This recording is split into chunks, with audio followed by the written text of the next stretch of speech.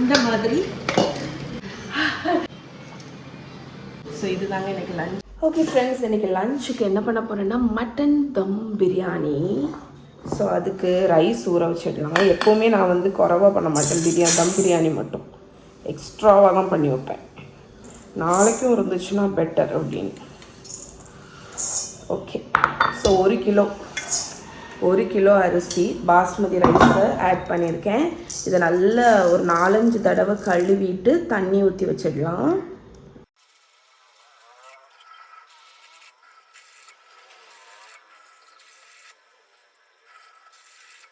So நான் use பண்ணுறது வந்து India Gate classic basmati rice. Okay, mutton biryani வந்து நம்ம சிக்கன் பிரியாணி மாதிரி இல்லை, கொஞ்சம் டிஃப்ரெண்ட். நான் வந்து ஒரு 1 கிலோ போல் வெங்காயம் வந்து ஸ்லைஸ் பண்ணியிருக்கேன்.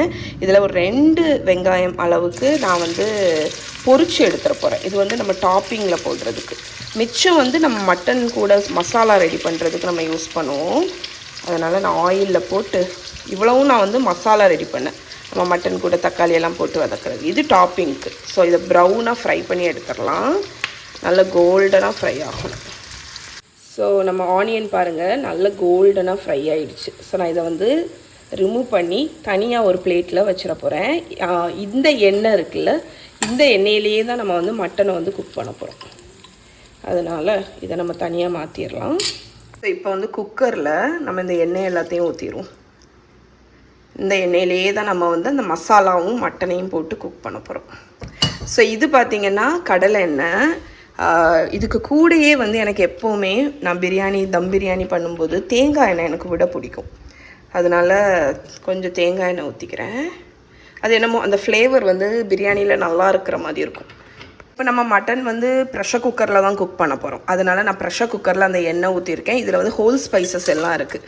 ரம்ப இலை, ஏலக்காய், பட்டை, சோம்பு, ஜீரகம், பேலீஃபு எல்லாமே இருக்குது. ஸோ இந்த ஆயிலில் ஆட் பண்ணி இது ஒரு 1 நிமிஷம் அப்படியே இருந்து சிசில் ஆகட்டும். நம்ம ஆயில் வந்து லோ ஹீட்டில் தான் இருக்குது. ஏன்னா எனக்கு வந்து அந்த ஸ்பைசஸோட அரோமா எல்லாமே அந்த எண்ணெயில் வந்து இறங்கணும். நம்ம வந்து இப்போ சிக்கன் பிரியாணிக்கும் இதுக்கும் உள்ள வித்தியாசம் என்னென்னு பார்த்தீங்கன்னா, சிக்கன் பிரியாணிக்கு நம்ம சிக்கனை குக் பண்ண மாட்டோம். என்னோடய சிக்கன் தம் பிரியாணி ரெசிபி நீங்கள் எடுத்து பார்த்துக்கலாம். நான் ஆல்ரெடி நிறைய தடவை ஷேர் பண்ணியிருக்கேன். பட் மட்டன் வந்து நம்ம டேரெக்டாக லேயர் பண்ணி குக் பண்ணால் வேகாது. அதனால நான் எப்போவுமே, அதாவது லேயர் பண்ணியும் நீங்கள் குக் பண்ணலாம். அதாவது ரா மட்டனை வந்து போட்டு அதுக்கு நீங்கள் பப்பாயா பேஸ்டெல்லாம் போட்டு பண்ணணும். அந்த வெர்ஷனும் நீங்கள் பண்ணலாம். ஆனால் இது வந்து better version, easy version, no fail version. So நம்ம எண்ணெயில் வந்து அந்த ஸ்பைசஸ் எல்லாம் சிசில் ஆகுதுல்ல, இதில் நம்ம இந்த வெங்காயத்தை ஆட் பண்ணி இதை வந்து நல்ல லைட் கோல்டன் ஆகணும். இது கோல்டன் ஆகிற வரைக்கும் இதை வதக்கிடலாம். ஸோ வெங்காயம் நல்ல கொஞ்சம் நேரம் வதங்கட்டும். லைட் கோல்டன் ஆனதுக்கப்புறம் நம்ம அடுத்தது என்னென்னு பார்க்கலாம். ஓகே, ஸோ இது நான் வந்து ப்ரெஷர் குக்கரில் தான் வைக்கிறேன். ஏன்னா டேரெக்டாக அதில் மட்டன் போட்டு குக் பண்ணிடுவேன். ஸோ நம்மளோட வெங்காயத்தை பாருங்கள், இந்த மாதிரி லைட்டாக ஒரு பொன்னிறம் வந்தோடனே இஞ்சி பூண்டு பேஸ்ட் வந்து ஆட் பண்ணிடலாம். ஸோ இஞ்சி பூண்டு பேஸ்ட் ஆட் பண்ணி இதையும் ஒரு 2 மினிட்ஸ் நம்ம வந்து நல்லா ஃப்ரை பண்ணி விட்டுறலாம். ஸோ நம்மளோட இஞ்சி பூண்டை நல்லா வதக்குனதுக்கப்புறம் நான் வந்து ஒரு 3/4 கிலோ, ஒரு 1/2 கிலோவுக்கு கொஞ்சம் மேலே வந்து தக்காளி கட் பண்ணி வச்சுருக்கேன். அதையும் ஆட் பண்ணி தக்காளி கொஞ்சம் மசிஞ்சு வரணும், நல்லா குழஞ்சு வரணும். அது வரைக்கும் நம்ம வந்து குக் பண்ணிடலாம். ஓகே, நம்ம தக்காளி போட்டுட்டு இந்த அளவுக்கு நல்லா மசிஞ்சு குக் ஆயாச்சுங்க. இப்போ நம்ம வந்து 1 கிலோ மட்டன் இங்கே வந்து க்ளீன் பண்ணி வச்சுருக்கோம். நல்ல மட்டன் வாங்கும்போது கொஞ்சம் எலும்பும் வாங்கிக்கோங்க, நல்ல பெரிய பெரிய பீசஸாக போட்டு வாங்கிக்கோங்க, குட்டி வந்து போடாதீங்க. ஸோ நல்ல மட்டனையும் போட்டு நல்லா பெரட்டி விடுவோம். ஸோ இங்கே பார்த்திங்கன்னா நம்ம மட்டனை நல்லா மிக்ஸ் பண்ணிவிட்டேன். இப்போ ஸ்பைஸ் பவுடர்ஸ், உப்பு, கொத்தமல்லி பொடி, சில்லி பவுடர் நாகேட். ஸோ இதில் என்னெல்லாம் போட்டிருக்கேன்னு பார்த்திங்கன்னா, மஞ்சள் பொடி 1 ஸ்பூனு, சில்லி பவுடர் ஒரு 2 டேபிள் ஸ்பூன், ஒரு ஃபுல் டேபிள் ஸ்பூன் என்னோடய ஸ்பெஷல் கரம் மசாலா தூள், மல்லித்தூள் 2 டேபிள் ஸ்பூன், அதுக்கப்புறம் ஜீரகத்தூள் 1 டீஸ்பூன், உப்பு, இவ்வளவும் போட்டிருக்கேங்க. இதை நல்லா பெரட்டி விட்டுறலாம்.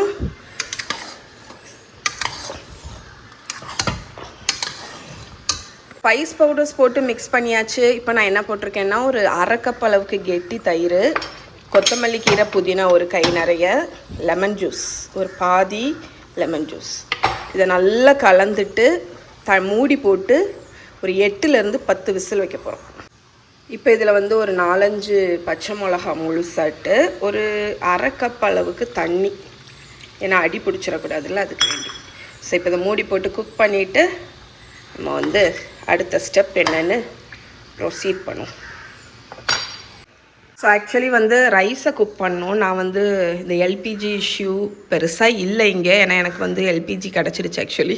பட் ஸ்டில் நான் வந்து கேஸை தண்ணி வந்து நம்ம நிறைய கொதிக்க வைக்கணும், டைம் ஆகும்.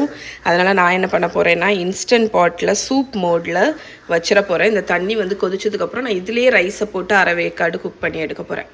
அதனால் அது கொதிக்கட்டும். ஸோ ஒரு 6 விசில்லையே மட்டன் வந்து குக் ஆகிடுச்சு. நான் அடுப்புலேருந்து எடுத்துட்டேன். அண்ட் என்னால் முடிஞ்ச வரைக்கும் அதில் இருந்த பெரிய ஹோல் ஸ்பைசஸை மட்டும் ரிமூவ் பண்ணிட்டேங்க. இப்போ நம்மளோட இது வந்து கொதிக்க ஆரம்பிச்சிடுச்சு. நான் வந்து கொஞ்சமாக ஹோல் ஸ்பைசஸ் மட்டும் ஆட் பண்ணியிருக்கேன்.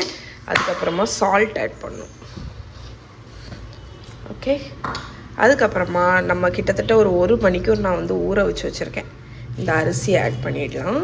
அரிசி ஆட் பண்ணி அது நல்லா கொதிக்கட்டும். ஸோ நான் இதில் வந்து என்ன சோக் பண்ணியிருக்கேன்னு பார்த்தீங்கன்னா குங்குமப்பூ வெதுவெதுப்பான பாலில் ஆட் பண்ணியிருக்கேங்க. குங்குமப்பூ வந்து பியோர்னு எப்படி தெரியும்னு பார்த்தீங்கன்னா உங்களுக்கு வந்து போட்ட உடனே கலர் வராது. ஆக்சுவலி இது ஒரு 15 மினிட்ஸாக சோக் ஆகிட்டுருக்கு. இப்போ தான் கலர் வந்திருக்கு பாருங்கள்.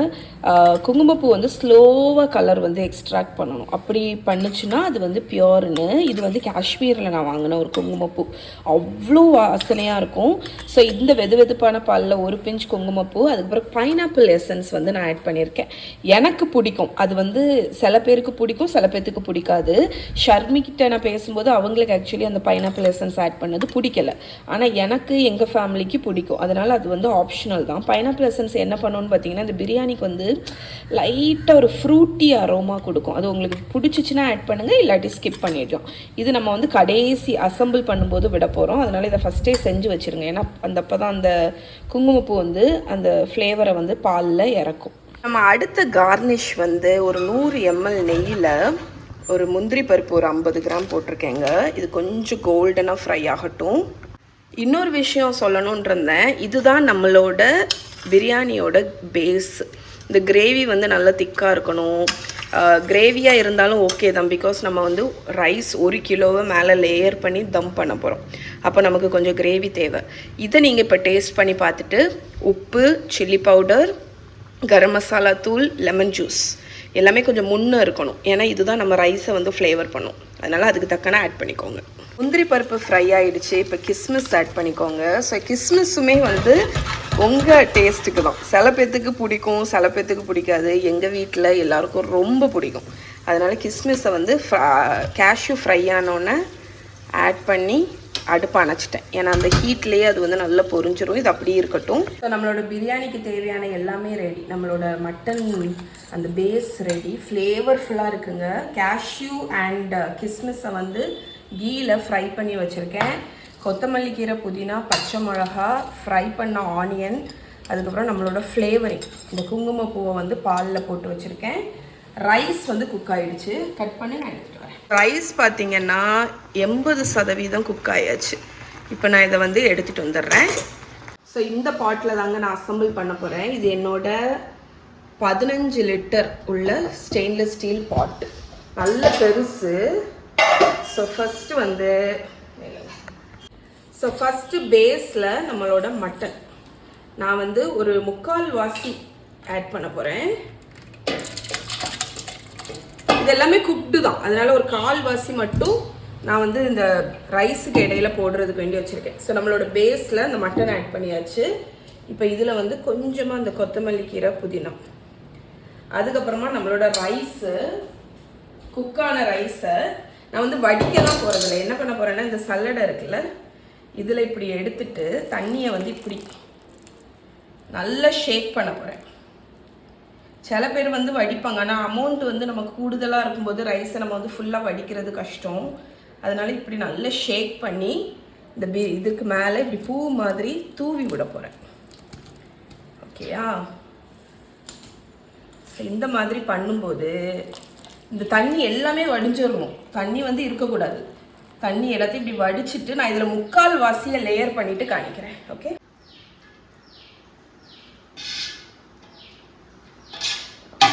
ஸோ நான் வந்து அந்த முக்கால்வாசி ஆட் பண்ணிட்டேன். இப்போ நம்ம லேயர்ஸ் பண்ண போகிறோம். ஃபஸ்ட்டு நம்மளோட புதினா கொத்தமல்லி கீரை, அதுக்கப்புறமா இந்த பச்சை மிளகா வச்சுருக்கோம்ல அது, அதுக்கப்புறமா இந்த ஃப்ரை பண்ணி வச்சுருக்கிற வெங்காயத்தில் கொஞ்சம்.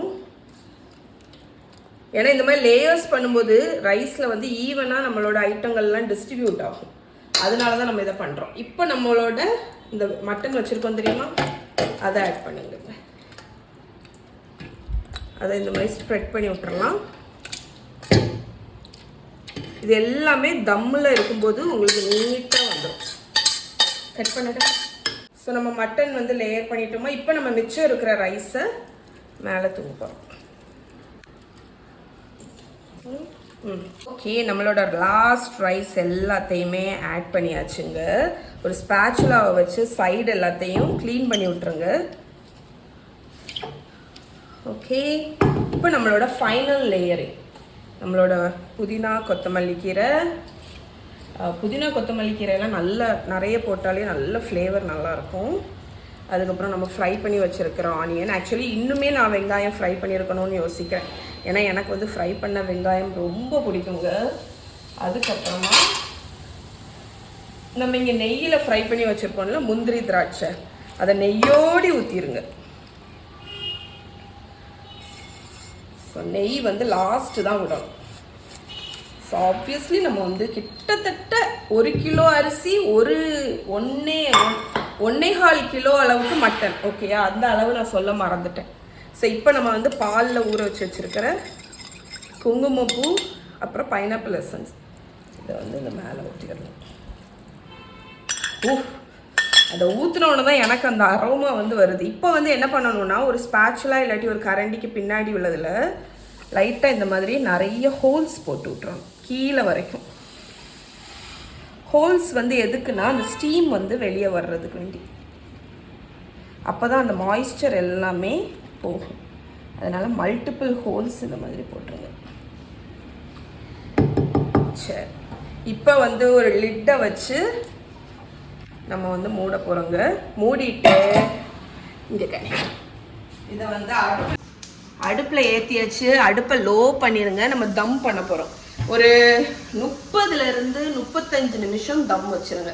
வச்சுட்டு அடுப்பை அணைச்சிட்டு 20 நிமிஷம் தொடாதீங்க, அப்படியே விட்டுருங்க. அதுக்கப்புறமா ஓப்பன் பண்ணி நம்ம வந்து டாஸ் பண்ணி சர்வ் பண்ண வேண்டியதுதான்.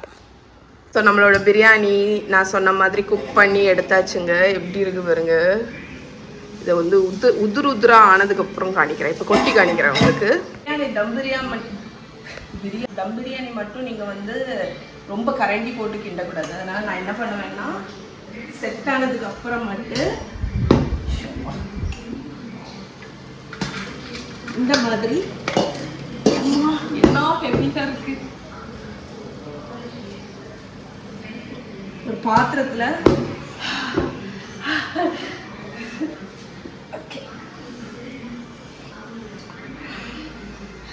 ஃபேஷியல். இதுதான் வந்து பிரியாணி ஃபேஷியல். ஒரு பாத்திரத்தில் பாதியை கொட்டிட்டு பாதியை அப்படி வச்சிருவேன். ஸோ சர்வ் பண்ணும்போது காணிக்கிறேன். கட் பண்ணிக்கலாம். ஸோ எப்படி தான் பிரியாணி பண்ணிட்டு சைடில் ஸ்பூன் வச்சு சாப்பிடுவாங்க. The best ever dum biryani.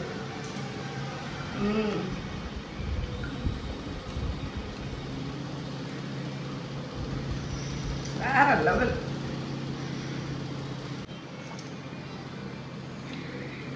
உங்களோட தம் பிரியாணி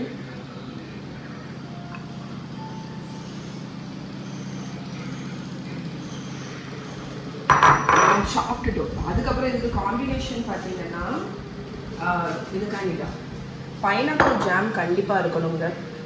எங்கள் ஊரில் நீங்கள் கல்யாண வீட்டுக்கு வந்தீங்கன்னா தம் பிரியாணி எல்லாம் வச்சா ஜாம் கண்டிப்பாக வைப்பாங்க. பைனாப்பிள் ஜாம் நீங்கள் செய்யலாம். பட் நான் என்ன பண்ணேன்னா, ரெடிமேடாக கிடைக்கிற பைனாப்பிள் ஜாமை மைக்ரோவேவில் ஒரு 1 நிமிஷம் வச்சு எடுத்துட்டேன். அது வந்து மெல்ட் ஆகிடும். மெல்ட் ஆகி இந்த கன்சிஸ்டன்சி வந்துடும். அதுக்கப்புறம் நம்மளோட ரைத்தா அண்ட் கண்டிப்பாக பப்படம் இருக்கணும். ஸோ இதுதாங்க எனக்கு லஞ்சு.